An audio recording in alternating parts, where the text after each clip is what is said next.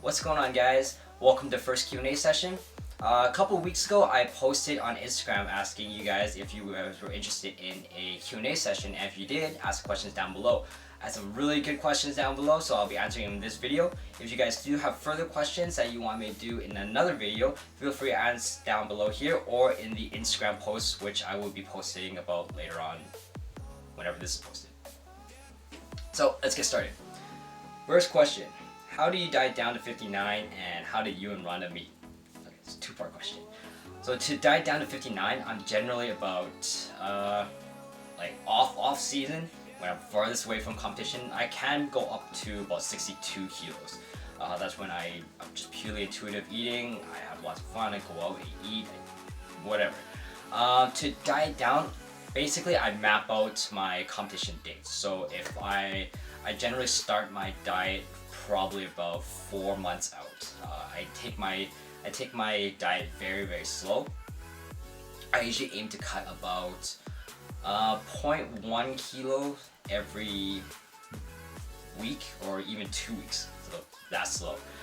So that's, I don't know, less than half a pound a week. Yeah, basically I just count my macros. I try to do as little cardio as possible, just because A, I don't have a whole lot of time for it, and B, I don't very much enjoy it. So I just count my macros, and I usually track it pretty diligently. I don't go out too much for the most part, so I make my own food. Therefore my macros are fairly consistent. I usually eat the same things, or if I go out to eat, I usually eat the same things, so it keeps things pretty consistent there. But yeah, so I'll cut all the way down to, I generally cut down to about 59.5 is when like my safe zone. When I'm at 59.5, that's generally a day or two out, and from that point I just manipulate my food to get me down to 59 or less. And what I mean by manipulate food is, so the day before or 2 days before, I'm not too worried about body composition. I'm not going to gain a whole ton of fat and whatnot. What I am concerned about is water retention and just the pure mass that's in my system. So what I mean by that is just the food in my gut. So by that, I try to limit my water intake. I don't necessarily do a water load. I just make sure I have less water. So if I've generally taken 4 liters of water, I'll limit it down to maybe 2 liters of water. I don't really cut my sodium. I just kind of regulate it and bring it down just a little bit lower than usual. So generally, I'm probably around 3,000 milligrams. So I'll bring it down to maybe about 22 to 2,500. Nothing. I don't track it that diligently. Just roughly around that ballpark, according to MyFitnessPal. And so the day before, or 2 days before, and the day before, I generally stop eating around 6 p.m., 5 or 6 p.m. and I'll see where my weight is, because by that time, between my last meal and my first meal of the day, I'm fasted for anywhere from 12 to 13 hours. So actually gives me an idea of what my body weight's at when my system's fairly empty. And between those 12 to 13 hours, I drop probably about 0.3 to 0.4 kilos. And just with all the moving around, so I'm generally quite close to 59 kilos by the time I weigh in. But yeah, so the day before, I'll stop drinking, stop eating around 5 or 6 p.m. That's assuming I weigh in at 7 a.m., which is usually about right. Nationals, the last year and this year, I weigh in at 11 a.m. So that means I bring my food a little bit closer, maybe 7 or 8 p.m. Just because I want to maintain that kind of 12 to 13 hour fasting window. But that's about it. So by the time I weigh in, my stomach's fairly empty. I peed and pooped everything out, and yeah. And from there, I just start my refeed. I just drink some water. At that point, I'm not too dehydrated. I'm not very hungry because I'm kind of used to it already. Just go about my normal meals, my normal hydration, and yeah. So how Rhonda and I meet, it's a funny story. When I was in university, I was working in Future Shop part-time. I was a merchandiser, I think, and Rhonda, she also got a job at Future Shop, and she also was going to university working part-time. And there wasn't that many Asians there, so I saw her. She was the only Asian chick there, and we had like one of our store meetings where everybody in the store comes and we talk to we discuss like sales, meet with the district manager, blah blah blah. Saw an Asian girl on the side, and I'm like, oh hey, she's pretty cute. And that's about it. I didn't talk to her or anything like that. I just noticed her, and kind of later on in the weeks, 1 or 2 shifts we came across each other, didn't really say anything, and one day I saw her go to the lunchroom, so I'm like, oh hey, that's that chick, I'm gonna go talk to her. And so I went to the lunchroom, I saw her, and I think she was studying because she had a bunch of flashcards with her, and so I asked her, hey, what are you studying for? And swear to God, the grossest thing ever. Usually it's a guy that does embarrassing things, but this time it was the girl, and she fucking hated me for doing this. So I asked her, hey, what are you studying for? And she looks at me, and she's like, so I'm like, okay, well, there. She reaches into her mouth, grabs her retainer, and there's just like drool coming out of it. I guess she just got her braces removed, so she has a retainer, and there's just spit coming out of it, and this huge slurp, and she's like, are you talking to me? I'm like, not anymore. So that was our first interaction. We kind of got past that a little bit, talked a little bit, and she quit after that. She was only there for about a month, and I generally don't add people on Facebook. I'm not that active on Facebook to begin with, so I saw her name on that little tab on the side that says people you may know. I saw her, clicked on her, messaged her, and my first question was, hey, did you get fired? I thought she got fired because she's never at work, so that was my first question. Apparently that kind of pissed her off a little bit, but we continued talking, and almost 6 years later, here we are. Next question, how did you start powerlifting? I started powerlifting probably about 3 years ago. So about 4 years ago, I retired from Taekwondo because I tore my left PCL and ruptured my left meniscus. I have multiple fractures all throughout my lower limbs. I've been doing Taekwondo since I was probably 5 or 6 years old, so quite a long time, and I've sustained a lot of injuries. I've had arthritis since I was about 20, and which is still a long time ago. But yeah, so all the injuries accumulated, and to train, to get the amount of training I need to get to the competitive level I need to get to was a lot. So I would be training, my friend, he used to have his own gym, and he closed that, and he just kind of trains out of his basement. So I went to train with him, and we trained about 6 days a week, 3 to 4 hours a day in his basement, and that's just a matter of like speed drills, agility drills, sparring, target kicking, and all that. It was pretty brutal. It was kind of like a Rocky scenario. But anyways, after a while, I just couldn't sustain it anymore. It was for the 2008 Beijing Olympics. I didn't qualify for a team. I think I placed second in the team trials. So I lost, and then at that point I figured that like there was no point anymore because my goal was to make it to the Olympics. The next Olympics would have been in 2012. That's 4 years later, and I honestly don't know how many more injuries my body can sustain for another 4 more years. On top of that, I was just taking a lot of time away from Rhonda and myself, so I made the decision to retire. And being an athlete for that many years, I got bored at home. I had nothing to do. Kind of got like skinny fat. I was about 124 pounds at the time, and I had nothing to do, so I wanted to go to the gym because I've always been small, so I wanted to get bigger. And that kind of turned into an obsessive compulsive disorder, and start going to gym often because I enjoyed it. I liked walking to the gym. It feels good. It's a good relaxation time for me. And Rhonda started getting curious, like, oh, I'll come to the gym with you, but I don't want to do cardio because I don't get bulky. So she comes to the gym with me, and yeah, so slowly I transitioned her to doing weights. It started with doing core work, and then like arms, and slowly she built into it. And I didn't really enjoy the bro split, so arm day, shoulder day, and all that stuff. It got really boring. So instead, what I did was I made a program. I made a basic 5x5 program, and based on squats, bench, and deadlift because I enjoy doing compound movements. And yeah, that's pretty much it. My lifts started progressing okay. I was definitely squatting and deadlifting more than average person at the gym, and trainers started noticing, asking if I'm a powerlifter.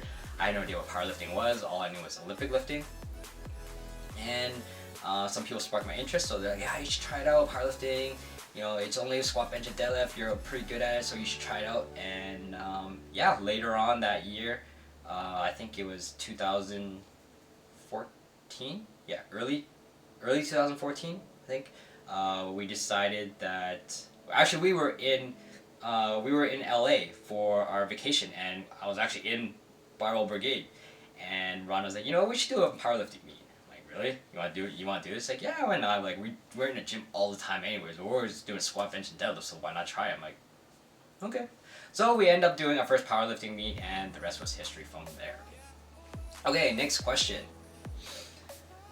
Notice you bench with your hands turned inwards, same as JP Cauchy and some Japanese lifters. Reason behind that? So, actually very observant for this individual. But typically people when they bench. I don't know if you can see them, so I'll bring my grip in just so you can see. So they bench this way. Well, I'm here, but you get the idea. So they bench with their wrist, neutral wrist, like so, right? I have exceptionally long arms for my personal build. So I've always benched at max grip, so ring to ring, index finger, according to IPF rules. And my range of motion is still quite big. My range of motion with full competition grip or full legal grip width is still more than some of the lifters in my weight class. So I wanted to reduce that even more.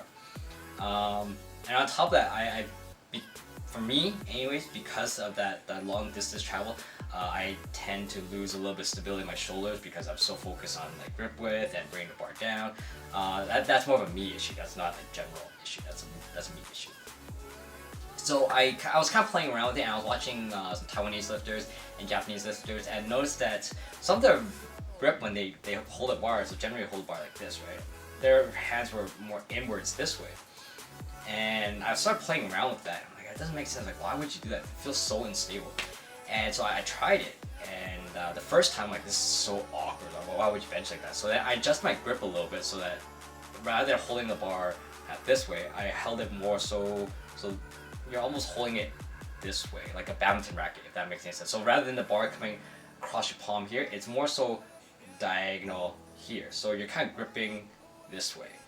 And what I found from that is that I could actually grip the bar better. I had a better grip.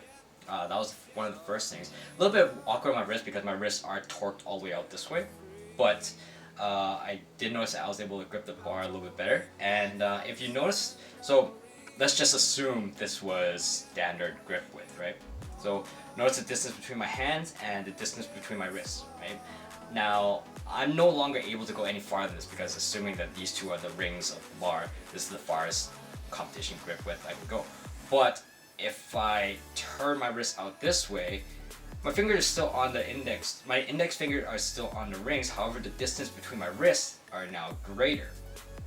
And I wasn't sure if this was just a optical illusion or this was legit. So I measured it out. I actually got measuring tape and measured the distance and measured my original distance. And lo and behold, it decreased my range of motion quite a bit. My previous rack height on the ER rack was 9. I managed to decrease it down to 6. So that's 3 rack heights down. And on top of that, I noticed I had much better shoulder stability. Maybe it's just because my shoulders are flared quite a bit out more. I don't notice any pain. As long as I'm keeping my shoulders retracted and depressed, it puts my shoulder in a fairly safe spot. So I'm pretty much benching this way. And I naturally have okay strength in my triceps, so that becomes a little more tricep dominant movement, and also shoulder as well, which is kind of weird because I had a bit of a shoulder injury, but this movement doesn't aggravate my shoulder. So that's why I do it, because A, it is technically a wider grip width. 2, it decreased my range of motion. 3, I'm stronger in that position.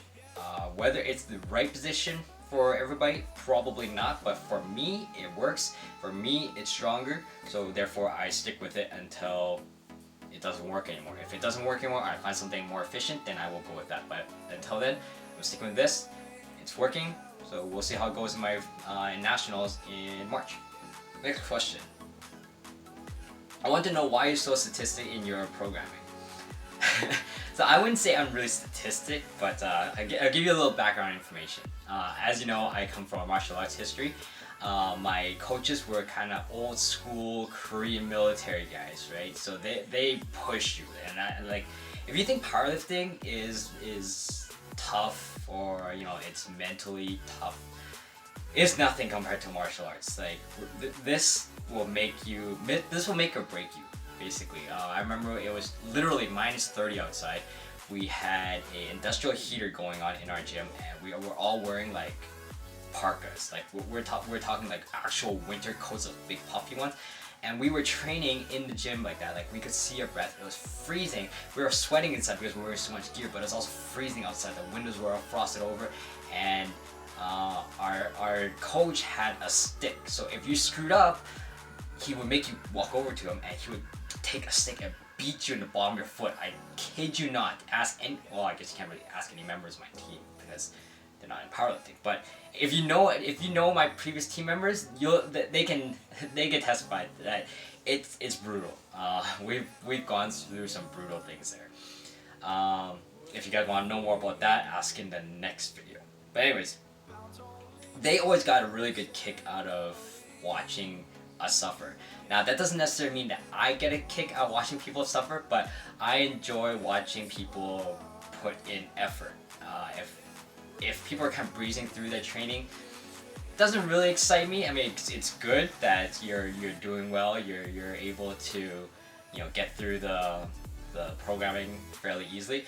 But I want to see people get out of their comfort zone. I like seeing athletes push themselves to a new level. I want to see them push themselves beyond their comfort zone, and I find that's how people grow as individuals, as an athlete. As an athlete, you make more progress. You don't necessarily make more progress, but you're mentally tougher to push more. And as a person, your kind of pain threshold grows more. It's expanded more, I guess, if that makes any sense. But anyways, that's why I'm kind of statistic. I like seeing people suffer because in the long run, I see them becoming a better person, a better athlete as a whole. Next question. What is your goal for CPU Nationals? For me, CPU Nationals would be in March. The goal is to make it to Belarus in 2017. So Belarus is Worlds, and that will be in June. Because Nationals is in March and Worlds is in June, that doesn't give me a whole lot of time. So the macro cycle itself, we kind of planned it so there was basically just Nationals and Worlds. I don't plan to go full out for Nationals just because there's so little time between Nationals and Worlds that it's not really worth it. I'd rather put all my money in the plate for Worlds. However, with Nationals, to A, qualify for Worlds, you need to win Nationals, so that's obviously the biggest one, win Nationals, and B, you need a 440 Wilks. So that will be the two determining factors for my performance at Worlds, is to A, win, and B, have a 440 Wilks. Off the top of my head, the numbers that I'm going for, we're looking at possibly we're going fairly conservative. I'm thinking like the goal is 9 for 9.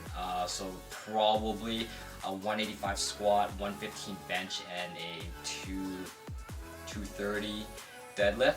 That will put me at about 460 Wilks, I believe. And so that will be enough to win and qualify for Worlds. That's my goal for 2017 CPU Nationals. Next question.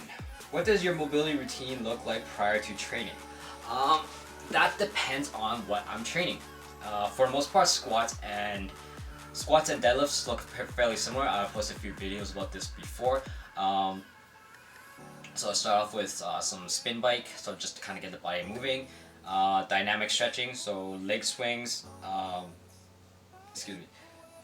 back and forth, laterally, some band work, a lot of glute activation. For me, that's a huge part of my warm up, is getting my glutes activated because I do sit quite a bit.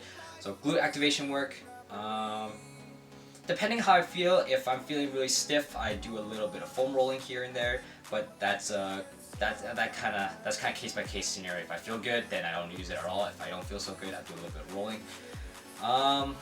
That's really it. Really, I don't do a whole lot. Like, yeah, like so to recap on squats and deadlift is biking or some sort of cardio for about 5 minutes, dynamic leg swings, and glute activation work. So sometimes that can be 2 to 3 exercises, either banded monster walks, banded crab walks, banded circle walks, a lot of banded work.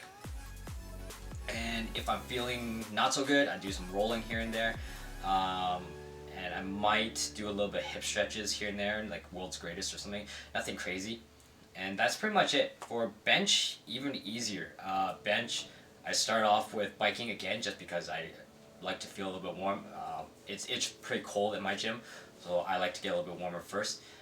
Biking for about 5 minutes, and then just do some arm swings, shoulder rotations. Sometimes I'll use like light plates, and I'll do like shoulder YTWs, and that's pretty much it. And I just do like a ton of reps with the empty bar, and in different whips. So I'll do like shoulder width, medium grip, competition grip. Just kind of go through a different variety of motions, and that's pretty much it, and nothing crazy. Sometimes I'll do some shoulder dislocations with a band, but yeah, like I said, that's pretty much it. Nothing crazy. Next question: how do you find a perfect deadlift and squat stance? Trial and error, really. That's it. That sounds like a very simple answer, but it really is. There's really no mathematical or scientific formula to find the perfect stance, because everybody has so much variables in them.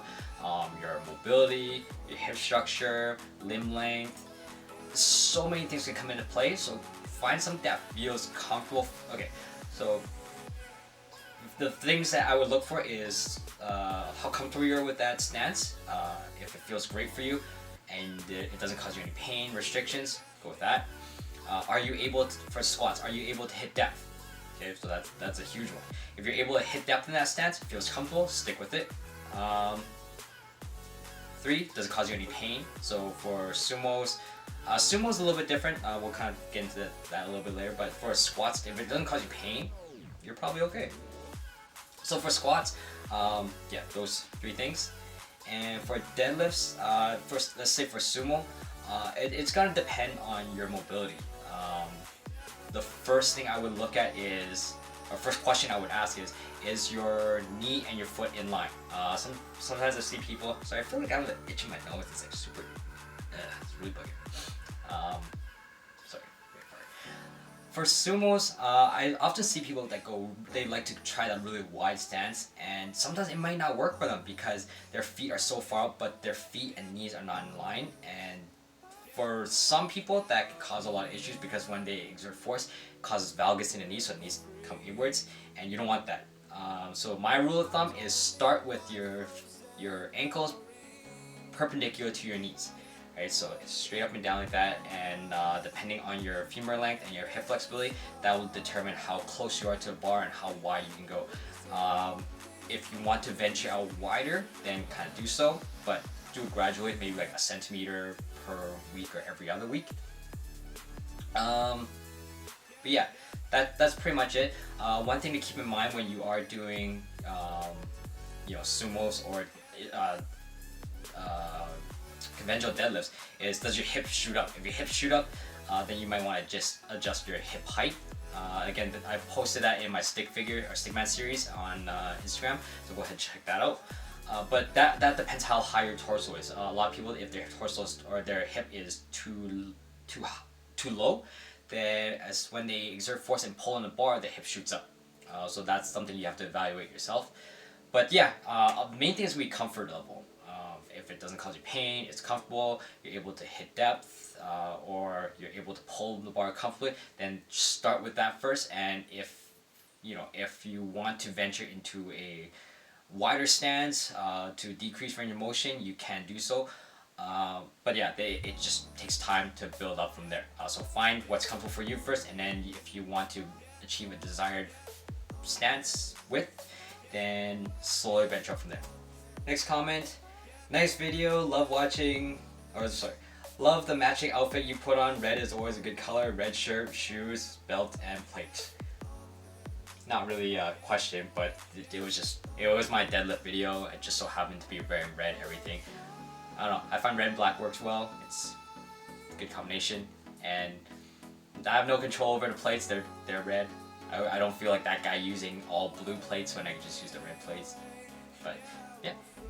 Next comment or question. What is your number one accessory for each lift?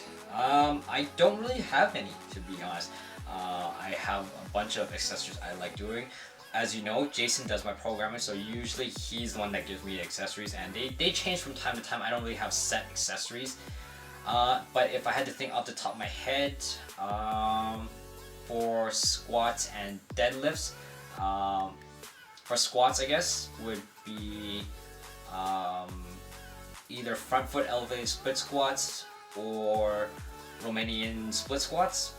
For deadlifts, probably barbell hip thrusts. And for bench press, I don't really know.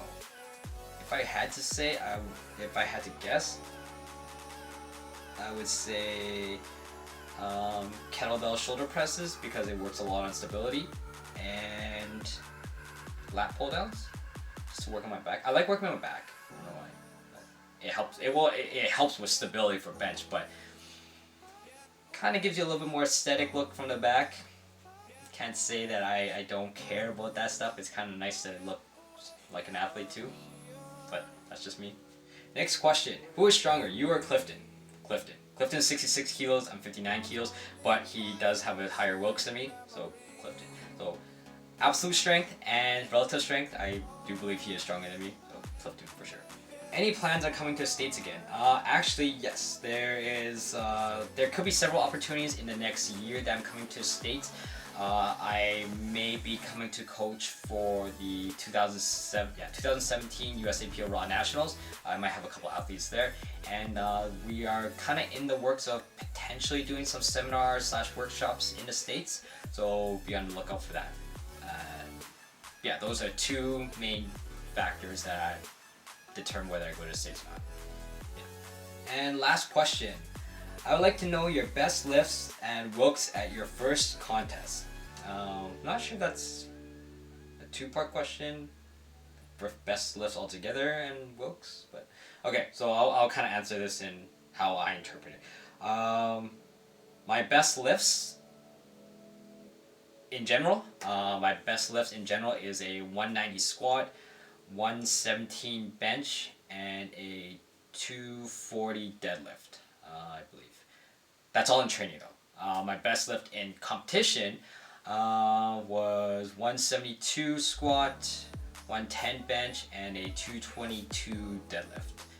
And that was in the recent NAPF championships in St. Croix. But yeah, if we're talking about my very first competition, that was a train wreck. So my first powerlifting meet, I did every possible thing wrong. My attempt selection was disastrous. So generally you can't build up to your final attempt. What I did was I sandbagged my opener, so it was a super light opener, had a very conservative second attempt jump, and a massive third attempt jump. So I think it ended up being like a 140. I think it was like a 145. No, it was like maybe even a 130. I don't know, but about a 135 to 130 or 135 to 140 opener, and then I did like a 10 kilo jump, and then I went for a 20 kilo jump after, and I obviously did not make that one. That was very stupid of me. So yeah, that was. So I went 2 for 3 in my squats. Bench press, because I knew my bench wasn't that great at the time, so I went very conservative. I went with a 100 kilo opener, 105 second attempt, I think it was.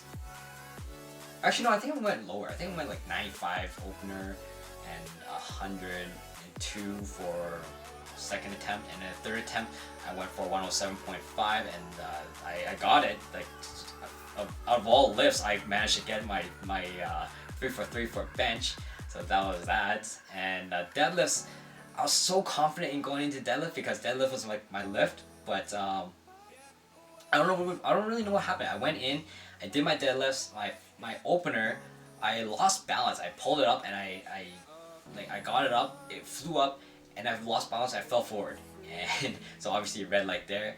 And second attempt.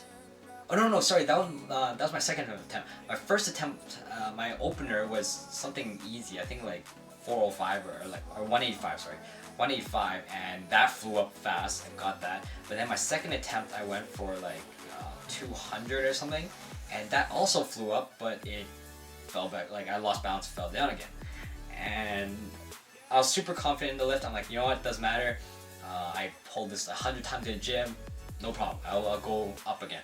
So I went up to 212 and a half, I think, and it went up, no problem. And just at lockout, I dipped forward, like literally just a little bit, and I got called for that. So I only went 1 for 3 in my third attempt. I was so disappointed, but that's part of the learning process. Anything goes. Wilks wise, I think I only got like nothing great from my standpoint. I think I got like 360 Wilks for my first meet, going 6 for 9, I think it was. I don't know. This was like this was summer of 2014. So yeah, I think I went 6 for 9, and 360 Wilks. And 2 months later, I went for Westerns.